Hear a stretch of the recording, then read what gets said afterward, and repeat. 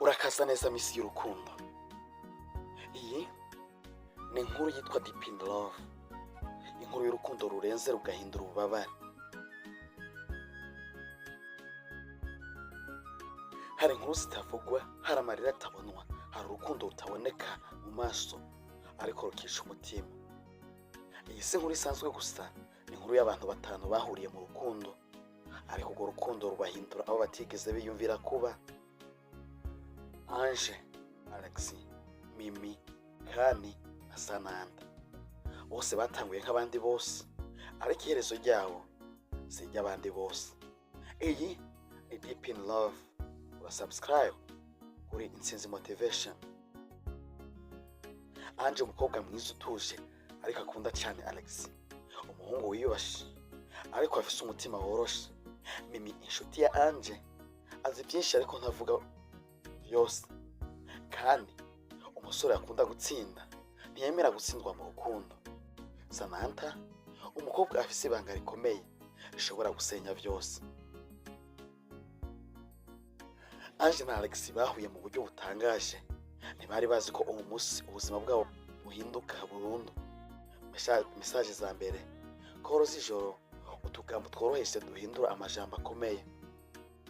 Sinzi ukuntu byagenze, ariko ndagukunda.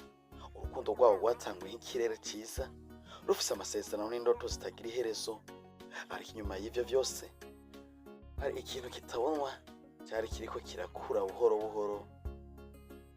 Mimi atangura kubona ibintu bidahwitse. Alex agenda ahinduka, fone ziwe ntizigikunda kuboneka, amagambo yiwe ntakiri yayandi. Hari uwo yandika ariko si Ange. Aho niho izina Sananda ritangura kuvugwa, kandi nawe ntiyigeze areka Ange. Yaramukunze kuva kera, ariko ntiyigera abimubwira. Amaze kubona Alex ahindutse, yinjira mu nkuru. Urukundo ruca ruba intambara, ishyari, ububabare. Ntibikiri ndagukunda, biba sishaka kugutakaza.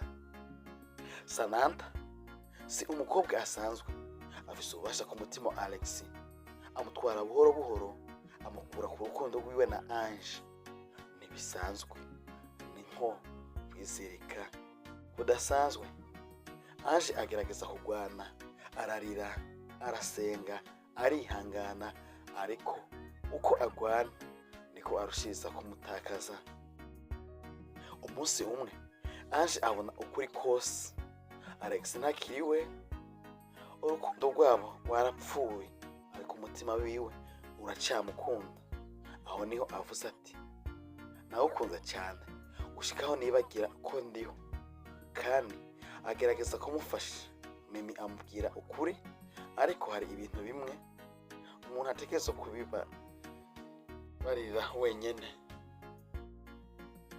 Ububabare bukomeye, Ange aravyuka, yibuka uwo ari we, yibuka indoto ziwe, yibuka ko ubuzima bwe butari Alex gusa. Aho niho urukundo ruhindura isomo. Mu buzima nturi uwo muntu umwe, nturi urukundo rumwe, uri ubuzima bwawe. Ange yarize, Alex yaratakaye, Sananta yaratsinze kandi yarategereje. Mimi yarabibonye byose, ariko icukuri gisigaye ni iki? Urukundo rurenze si urukundo, ni imbohe y'umutima. Deep in Love ntibivuga gukunda cyane, bivuga kwibagira aho ugarukira kugeza ku ya nyuma. Iyi ni part ya mbere y'urukundo Deep in Love.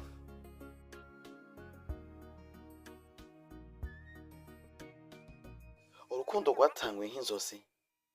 Mu buzima hari igihe uhura n'umuntu ntumenye aho avyuka, ntumenye n'ico agiye kuguhindurako, ariko mu kanya gato ugasanga amaze kuba isi yawe yose. Iyi nkuru ya Deep in Love byatanguye mu buryo busanzwe. Koro imwe itari yitezwe, ijwi rimwe ryoroshe n'umuntu yiyita Alex. Mu ntango byari nk'ibisanzwe, ariko uko iminsi yagiye iragenda, amajambo yatanguye kugira uburemere. Baravugana, baraseka, barasangira ivyiyumviro. Ange atangura kubona Alex nk'umuntu atari asanzwe, si uko yamukunze gusa, yatanguye kumwizera. Kandi aho niho ibintu byose bihindukira. Iminsi irahita, urukundo rurakura, Ange atangura kumenyera amajwi yiwe, atangura kurindira message ziwe, atangura no kumukumbura cyane cyane atari kumwe nawe mu mutima wiwe. Alex yari amaze kuba umuntu adasanzwe, ariko kuri kwinshi n'inkuru nyinshi z'urukundo hari igihe cyiza n'igice cyiza cy'inyuma yacu. Umunsi umwe fone iraceceka, message zirahagarara. Ange atangura kwibaza, none hari icyo noba narakoze? None hari uwundi? Ibyo bibazo byari bito, ariko byari bitanguye gusenya amahoro yiwe. Mu gihe Ange ariko ararindira, hari uwundi muntu atari azi ko ari ubuzima bwa Alex Samantha, umukobwa atari asanzwe, afise uburyo bwinjira mu mutima w'umuntu buhoro buhoro, nta nduru nta ntambara, ariko afata umutima w'umuntu atawubwiye. Hari abari babibona. Mimi inshuti Ange yari azi ko hari ikitagenda neza, ariko ntiyari bwitegure kuvuga ukuri kose.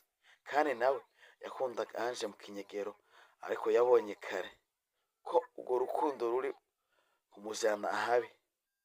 Hanyuma ukuri kwaraje, si mu majambo, si mu bisobanuro, mu butumwa bumwe gusa, aho Ange yabonye ko umutima wiwe wari usangiwe n'uyundi. Ico gihe nta nduru yakoze, ariko umutima wiwe waramenetse buhoro buhoro. Urukundo rwabo rwatanguye neza nk'izuba rirashe mu gitondo, ariko ubu ibicu byari bitanguye kwirundanya. Ange ntiyari azi neza ibiriko biraba, ariko yari inyuma yumva ikintu kimwe, amahoro yiwe yari amaze kugenda. Hari igihe utabura umuntu, ahubwo ubura wewe nyene mu rukundo. Umutima ntuba ugishobora kwinyegeza. Ndagushimiye wabanye nacu muri iki kiganiro ca Deep in Love. Iki ni igice ca mbere, tuzobagezaho igice ca kabiri. Hari igitekerezo canke inyunganizi, dusange muri commentaire. Ntibibagire gukora subscribe, share and comment.